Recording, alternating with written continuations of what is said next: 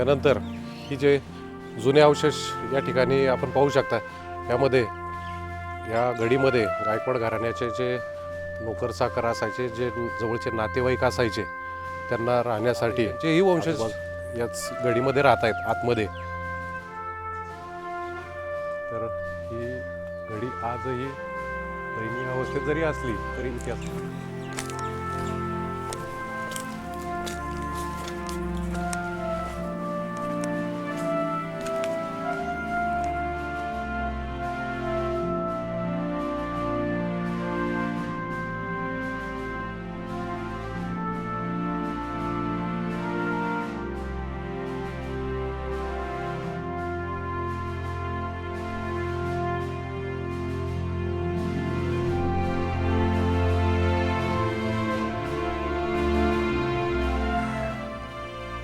यानंतर तुम्हाला मी सदरेचा वरचा भाग दाखवतो। या आपण पाहू शकता